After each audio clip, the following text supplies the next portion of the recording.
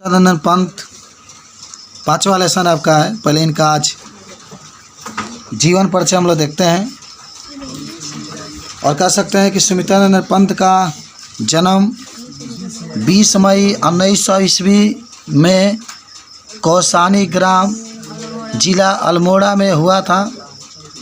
जन्म के 6 घंटे बाद ही इनके माता का देहांत हो गया। इनका लालन पालन प्रकृति की गोद में हुआ। प्रारंभिक शिक्षा ग्राम की पाठशाला में हुई।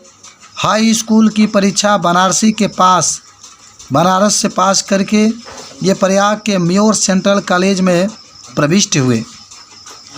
किंतु सन 1921 ईस्वी में असहयोग आंदोलन प्रारंभ होने पर कॉलेज छोड़कर साहित्य साधना में लग गए, यानी देश सेवा में लग गए।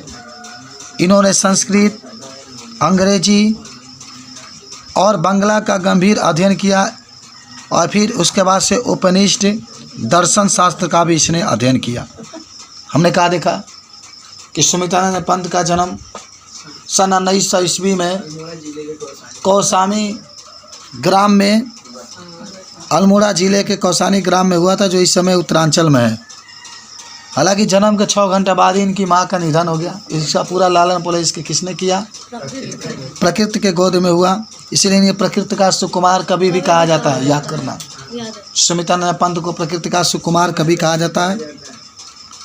ये हाई स्कूल पास करने के बाद कुछ कॉलेजों में पढ़ने के लिए गए, लेकिन उसी समय सन 1921 ईस्वी में गांधी जी असहयोग आंदोलन चला रहे थे। और असहयोग आंदोलन में ये था कि कोई भी भारतीय व्यक्ति अंग्रेज का सहयोग नहीं करेगा, अंग्रेज का सहयोग। और ये गांधी जी के संपर्क में आए। उसके बाद से इनकी पढ़ाई छूट गई और सन 1921 ईस्वी में कॉलेज छोड़ करके असहयोग आंदोलन में कूद पड़े। हालांकि इसके बाद से घर पर इन्हें अंग्रेजी, संस्कृत और बांग्ला का अच्छा ज्ञान प्राप्त किया। फिर इसने दर्शन शास्त्र का भी अध्ययन किया। ठीक है, उसके बाद से आगे बढ़ते हैं हम लोग। कुछ और बातें इनकी ज़िंदगी से जुड़ी हुई है। कह सकते हैं कि साहित्य की ओर से इनकी रुचि रही, साहित्य की ओर से इनकी रुचि रही। संगीत से भी इन्हें प्रेम था।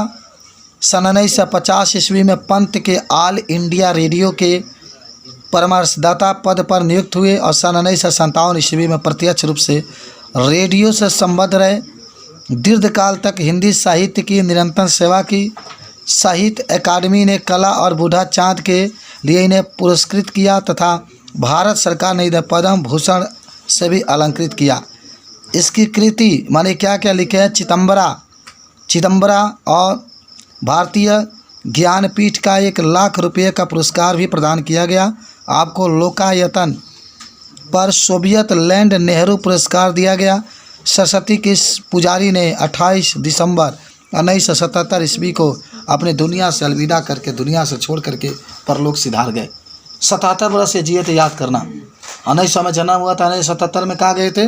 मर गए थे। कहाँ की रचनाएं इनकी है? खटाखट याद करो। बीड़ा, देखो सुमित्रानंद पंत की रचनाओं में बीड़ा है, फिर ग्रंथि, पल्लव, पल्लवनी, अंतिमा, गुंजन, युगांत, युगबाणी, ग्राम्या, स्वर किरण, स्वर धूलि, उत्तरा, कला और बुद्धा चाँद, युगपत, शिल्पी, चिदम्बरा, रीता, लोकायतन, रश्मिबंध, रजशिखर इत्यादि इनकी क्या है? रचनाएं।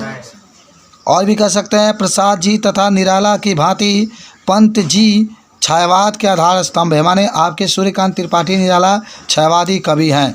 छायावाद अपने पूरे संदर्भ और समृद्धि के साथ पंत के काव्य में प्रकट हुआ है। ये प्रकृति के सुंदर, सजीव, मनोरम दृश्य अंकित करने में सिद्धस्त हैं। अतः इन्हें प्रकृति का सुकुमार कवि कहा जाता है। पंत के काव्य जीवन की यात्रा का स्पष्ट 3 सोपानों माने जाते हैं। पहला, छायावादी काव्य रचना इसने किया है। प्रगति काव्य रचना भी किया है और श्री अरविंद के दर्शन से प्रभावित होने के पश्चात भी अनचेतनाई और आध्यात्मिक कविताएं, जहां ये मानवता के सच्चे सार्थक के रूप में प्रकट हुए थे। तो आप जान गए इनकी रचनाएं। जीवन परिचय का लिखने के लिए बहुत ही छोटा सा जीवन परिचय लिख सकते हैं इनको। थोड़ा सा और इसमें देख लेते हैं। भाषा वगैरह के बारे में बता रहा है तो क्या कह सकते हैं आप? कह सकते हैं कि पंत के काव्य में मानवता के प्रति सजग आस्था है। यह एक नवीन, सुंदर, सुखी समाज की सृष्टि के प्रति आश्वासन है।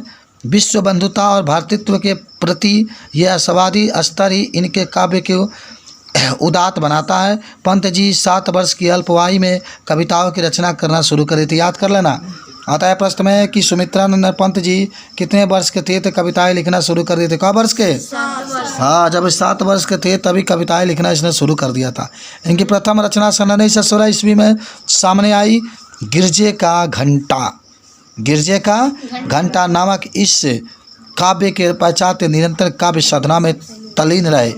इनकी भाषा चित्रमयी और अलंकृत है। यह स्पष्ट और सुस्पष्ट बिंब योजना ने इसे अत्यंत प्रभावमयी बना दिया है। संक्षेप में सुंदर सुकुमार भावों के चतुर चितरे पंत ने खड़ी बोली का ब्रजभाषा जैसे माधुर्य और सरसता प्रदान करने का महत्वपूर्ण दिया है।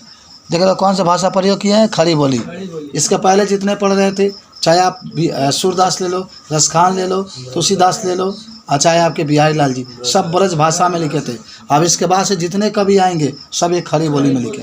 तो भाषा में क्या लिखा जाएगा? खड़ी बोली में ये सब कुछ क्या किए हैं? लिखे हैं। बता दोगे सब लोग? चलो भाई।